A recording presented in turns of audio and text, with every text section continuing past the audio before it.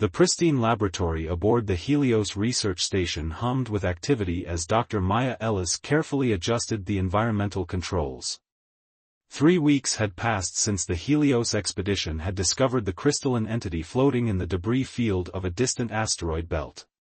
Now suspended in a specially designed containment chamber, the alien being pulsed with gentle blue light. "Any changes in the readings, Dr. Ellis?" asked Director Thorne, his weathered face illuminated by the soft glow of monitoring screens. "Nothing significant yet," Maya replied, tucking a strand of dark hair behind her ear. "But there's something about its molecular structure that keeps shifting when we're in proximity. Almost like it's responding to us." The entity, which the team had informally named Nova, had defied all conventional classification.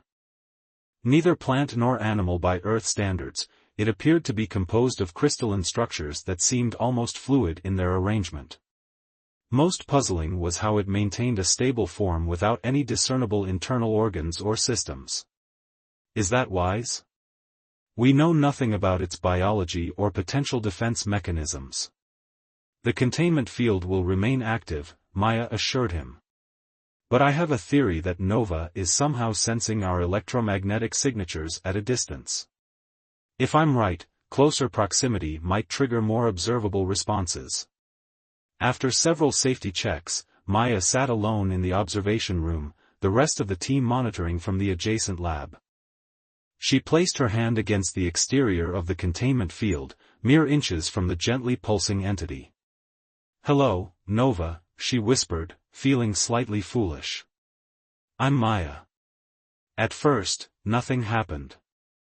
Then, almost imperceptibly, the blue light within Nova intensified where it faced her hand. The crystalline structures began to shift, reorienting toward her in a slow, deliberate pattern. "Are you seeing this?" Maya called to the team, her voice hushed with wonder.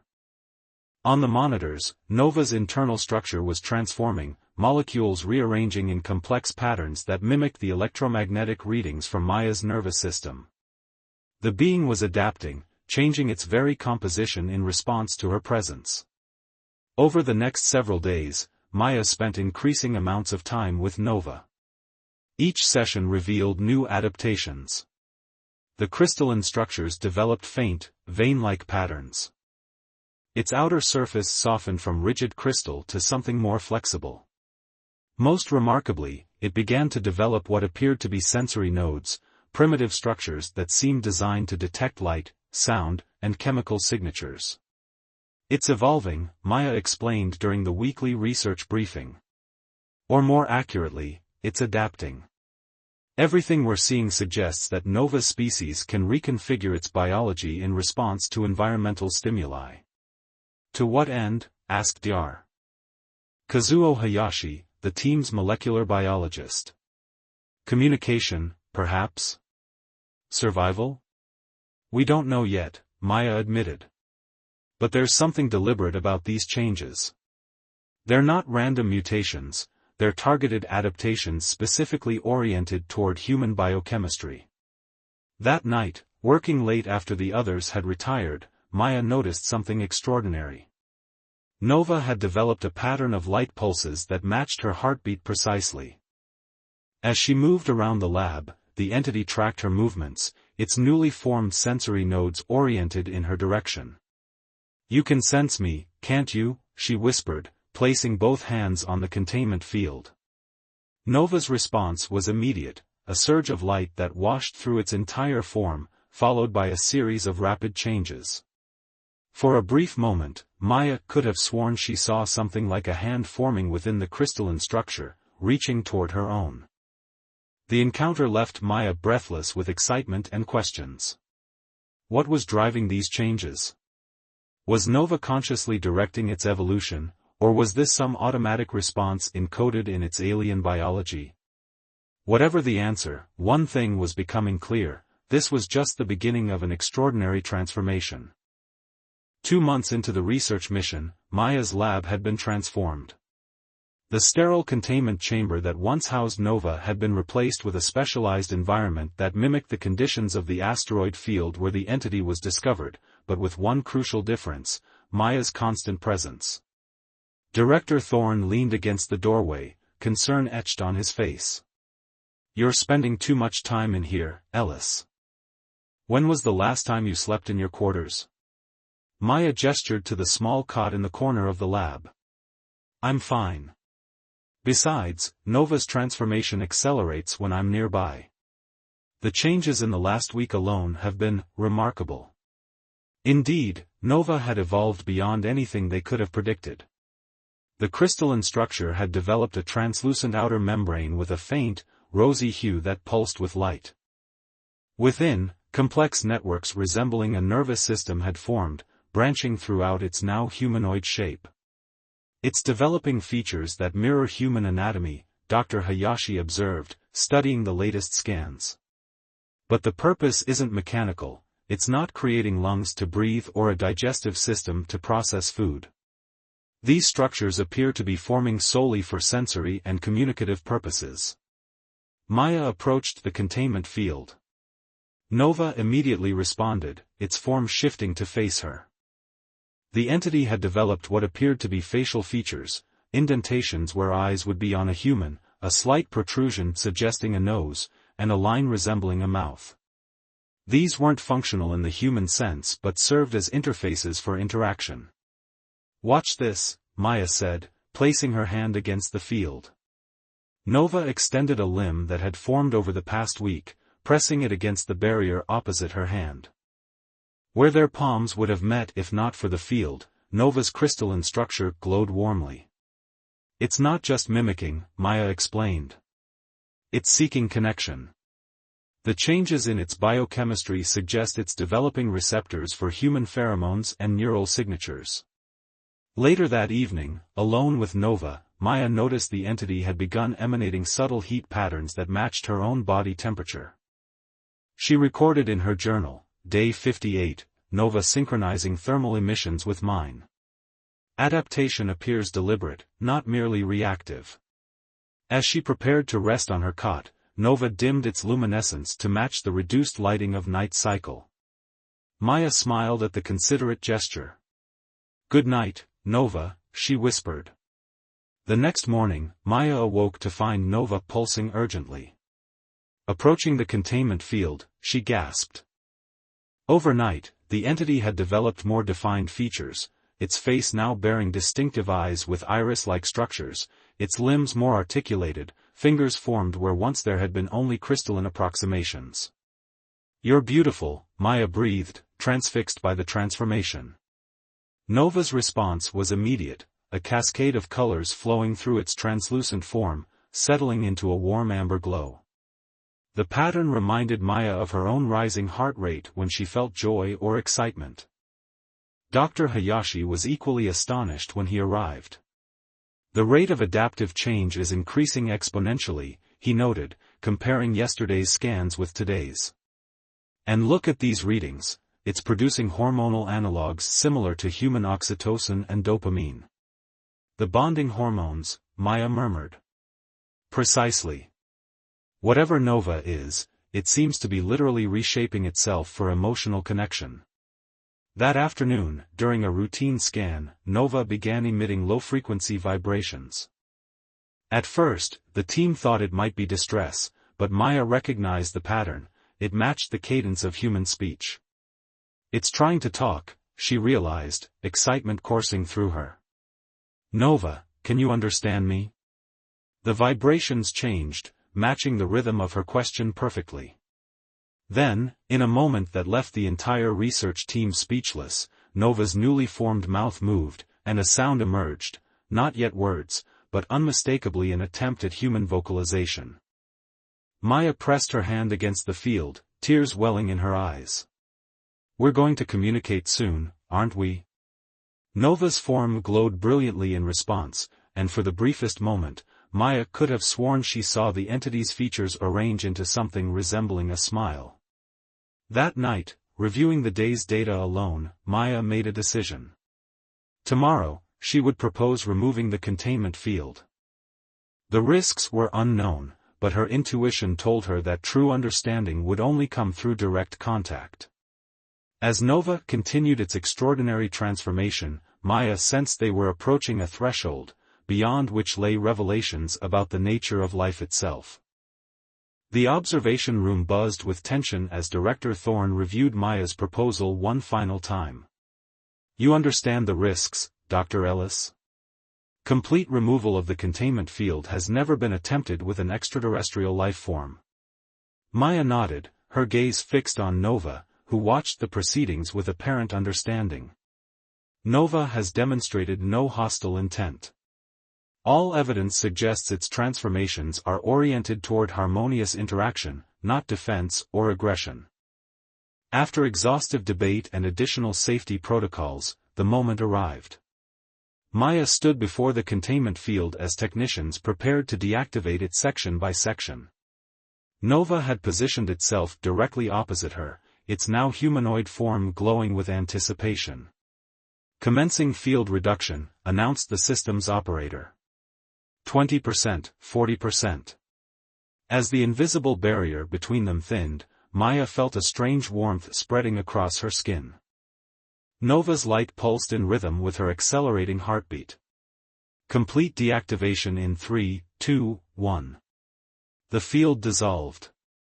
For a breathless moment, neither moved. Then Maya slowly extended her hand. Nova mirrored the gesture, its crystalline fingers nearly touching hers. "Hello," Maya whispered. When their fingertips connected, a cascade of sensation rushed through Maya, not pain, but an overwhelming flood of awareness. Images, emotions, and concepts flowed between them in a torrent of pure communication. Maya gasped, steadying herself against the sudden influx. "I can feel you," she murmured. "Your thoughts, your experiences." Nova's newly formed vocal structures vibrated, producing sounds that approximated human speech. Maya, it managed, the syllables halting but unmistakable. In the days that followed, their connection deepened. Through touch, they developed a form of communication beyond language, direct neural exchange that transcended verbal limitations. Nova's physical transformation continued, its form becoming increasingly refined, developing features that enhanced their connection. Its skin remained translucent, revealing the complex crystalline structure beneath, but now bore the warmth and flexibility of living tissue. "It's extraordinary," Dr. Hayashi remarked, reviewing the latest biological data. Nova's cellular structure is incorporating elements that mirror human sensory processing. It's as though it's evolving specifically to understand your experience of reality. Maya shared her insights from their neural exchanges. Nova's species doesn't evolve through genetic mutation over generations like Earth life. They adapt within a single lifetime through deep connection with other sentient beings. Their purpose is to understand, to experience the universe through diverse perspectives. During their quiet moments together, Maya learned that Nova's kind existed in the void between stars, drifting for centuries in crystalline hibernation until encountering new life forms. Each encounter triggered transformation, creating unique hybrid entities that carried the merged understanding of both species. "You're changing too," Nova observed one evening, its voice now flowing with greater fluency. The entity gently touched Maya's temple. "Your neural pathways, adapting to our connection." Maya nodded. The scans confirmed it, her brain was forming new patterns, pathways that facilitated their unique form of communication. She was evolving alongside Nova, though in subtler ways. As their communication deepened, Maya began experiencing flashes of Nova's origins, vast crystalline fields drifting through nebulae, ancient memories of encounters with other species across millennia.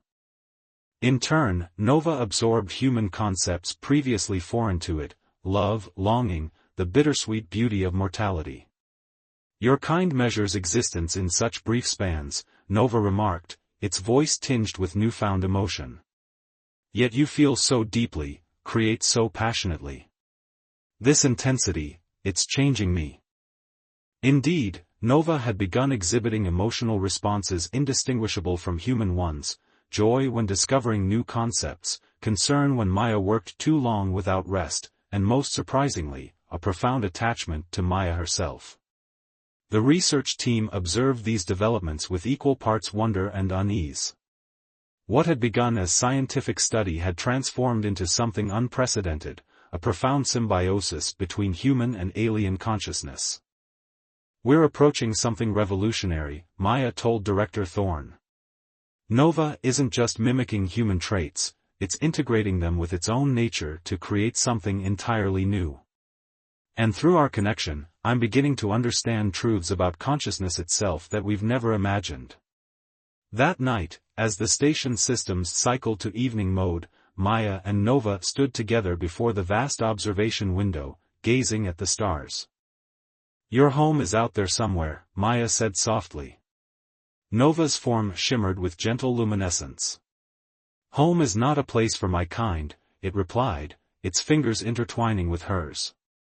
"Home is connection. And I have found that here." As their joined hands glowed with shared neural energy, Maya sensed they stood at the threshold of revelation, one that would forever change humanity's understanding of life among the stars. The Helio station's conference room fell silent as Maya concluded her presentation. The assembled scientists and administrators stared at the holographic displays showing Nova's complete physiological evolution over the past 4 months. "What you're suggesting is unprecedented," Admiral Voss, the military liaison, finally spoke. "You're claiming this entity isn't merely intelligent but represents an entirely different evolutionary paradigm?" "Precisely," Maya confirmed. "Nova's species doesn't evolve through natural selection like Earth life. They're cosmic facilitators, beings that bridge consciousness across the universe through direct experience and transformation." Nova stood beside her, its form now a mesmerizing blend of crystalline structure and humanoid features. Though still translucent, revealing intricate patterns of light within, its face had developed remarkable expressiveness, currently showing concern at the tension in the room. "May I speak?" Nova asked, its voice resonant with harmonics impossible for human vocal cords. Admiral Voss nodded stiffly. "My kind exists to understand," Nova began. "We drift between stars for millennia, occasionally encountering new forms of consciousness. When we do, we transform, not to infiltrate or dominate, but to learn through true connection. We are the universe's memory, carrying the experiences of countless civilizations across time." Maya activated another display showing her own neural scans. "And the connection works both ways. My brain has developed new pathways, structures that allow me to process information differently, to occasionally perceive reality as Nova does." "And what exactly does that entail?" Director Thorne asked. Maya hesitated, struggling to articulate the ineffable. "I've experienced memories that aren't mine, ancient encounters with civilizations long extinct. I've felt what it's like to drift through the corona of a star, to hibernate for centuries between moments of awareness. And most importantly, I understand now that consciousness isn't isolated within individual beings, it's a spectrum that can be bridged, shared, expanded." The implication sent ripples of unease through the assembled officials. Was this evolution or infection? Breakthrough or threat? Later, alone in the observatory dome, Maya found Nova contemplating the stars. "They fear what they don't understand," Nova observed without turning. "It's human nature," Maya sighed, joining the entity by the viewport. "Change frightens us, especially change we can't control." Nova's crystalline hand found hers. "There is something I haven't shared with the others. Something I need you to understand first." Through their touch, Maya experienced a vision, countless crystalline beings like Nova scattered throughout the cosmos, each transformed through connection with different species. She saw how these connections had sparked civilizational leaps on thousands of worlds, how the exchange of consciousness had guided cosmic evolution for billions of years. "We are not merely observers," Nova explained as the vision faded. "We are catalysts. When my kind bonds with a species capable of true empathy, it creates a resonance that awakens dormant potential within both. What's happening between us isn't random, Maya, it's the fulfillment of an ancient pattern. The realization dawned on Maya with breathtaking clarity. The changes in my neural structure, they're not side effects of our connection. They're the purpose. Nova nodded. Just as I've gained understanding of human emotion, creativity, and individuality, you're developing capabilities previously dormant in human consciousness, perceptions beyond time, awareness of quantum connections between all living things. And if others experienced this connection, it would transform your species, just as contact with humanity has transformed me. Not physically, but in consciousness, expanding what it means to be human beyond current limitations. The gravity of this revelation settled over Maya. What had begun as scientific curiosity had become something far more profound, the potential next step in human evolution, initiated not through genetic mutation but through direct connection with a cosmic consciousness. They'll want to study you, Maya said softly. Control you. They may fear what this means for humanity's future. Nova's form shimmered with serene luminescence. Evolution cannot be contained, only embraced or rejected. The choice belongs to each individual. That night, while the station slept, Maya made her decision.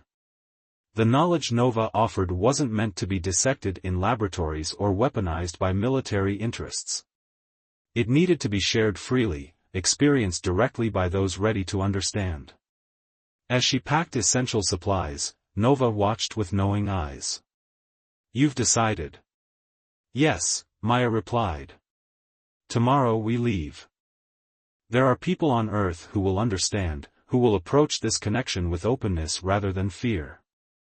If what you've shown me is true, humanity stands at a threshold, and I intend to help us cross it with wisdom rather than fear. Nova's form glowed with approval, the light within it resonating with the starlight beyond the viewport. Together, they prepared for a journey that would forever change two species, and perhaps the course of consciousness itself in this corner of the universe. The small research outpost nestled in the Norwegian fjords buzzed with quiet activity as Dr. Elias Bergman adjusted the neural interface headset on a young volunteer. Remember, Maya instructed from across the room, the connection isn't about forcing communication. It's about openness, allowing your consciousness to expand beyond its usual boundaries. 6 months had passed since Maya and Nova had left the Helio station aboard a supply shuttle. Their disappearance had caused initial upheaval, but with the help of sympathetic colleagues, they had established this remote facility, a place where carefully selected individuals could experience the transformative connection with Nova firsthand. The young volunteer, a quantum physicist named Aditi, gasped as the neural interface activated. Across from her, Nova extended a crystalline hand, its form shimmering with gentle light. I feel everything, Aditi whispered, tears streaming down her face. The patterns connecting all things, they've always been there, just beyond perception. Maya exchanged a knowing glance with Nova. Each new connection revealed the same truth: humans possessed latent capabilities for expanded consciousness that had remained dormant for millennia. Nova's unique biology simply served as the key to unlock this potential. Over the following weeks, the small community of volunteers developed remarkable abilities. Some demonstrated heightened empathic perception, instantly understanding the emotional states of others without words. Others showed signs of quantum consciousness, awareness that transcended linear time, occasionally perceiving events before they occurred. Most significantly, all developed the capacity for direct mental communication, not full telepathy, but a profound awareness of others' thoughts when in close proximity. These changes weren't without challenges.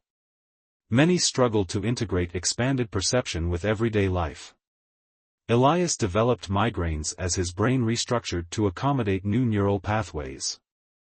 Aditi experienced moments of overwhelming sensory input when her quantum awareness flared unexpectedly.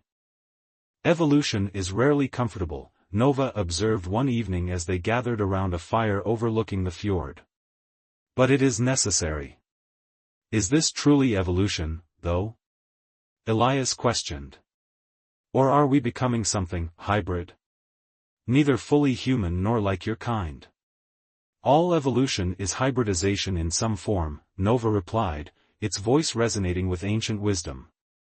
Your earliest ancestors incorporated bacterial DNA into their cells, creating mitochondria. Species adapt by integrating what they encounter. The only difference here is that we're integrating consciousness rather than genetics. Maya, who had progressed furthest in the transformation, demonstrated by gently touching the surface of the water nearby. At her touch, patterns of light similar to Nova's internal structure spread across the water's surface, responding to her directed consciousness. We're not becoming less human, she explained. We're expressing capabilities that have always existed within us, dormant. Nova's species didn't create these potentials, they simply help us access them. As their community grew, carefully adding new members from diverse backgrounds, they began documenting the stages of consciousness expansion. They established protocols to help newcomers navigate the disorienting early phases of neural transformation. Most importantly, they developed ethical frameworks for a humanity potentially on the cusp of profound evolution. 1 year after their departure from Helios, Maya stood with Nova on the cliffside, watching Aurora Borealis paint the night sky with colors only partially visible to conventional human perception. With her enhanced awareness, Maya could see the quantum fluctuations within the aurora, the dance of particles responding to solar winds. They're searching for us still, she noted, sensing distant surveillance satellites passing overhead. Some fear what we represent. Fear of evolution is itself part of evolution, Nova replied philosophically. Those who resist change protect the species from reckless transformation. Those who embrace it propel the species forward. Both are necessary. Maya contemplated the community they'd built. 37 humans now shared the connection with Nova, each developing unique manifestations of expanded consciousness. Some had returned to their previous lives, carrying their transformation into scientific institutions, artistic communities, and healing professions. They were seeds of change, planted carefully throughout human society. What happens when you eventually leave? Maya asked, voicing the question that had lingered unspoken between them. Your kind doesn't remain with one species indefinitely. Nova's form shimmered with emotion, a capacity it had developed through its time with humans. I will depart eventually, continuing my journey among the stars. But what we've begun won't end with my departure. The entity gestured toward the community below, where researchers and volunteers gathered around evening meals, their conversations flowing both verbally and through newly developed mental connections. The transformation continues through them, Nova explained.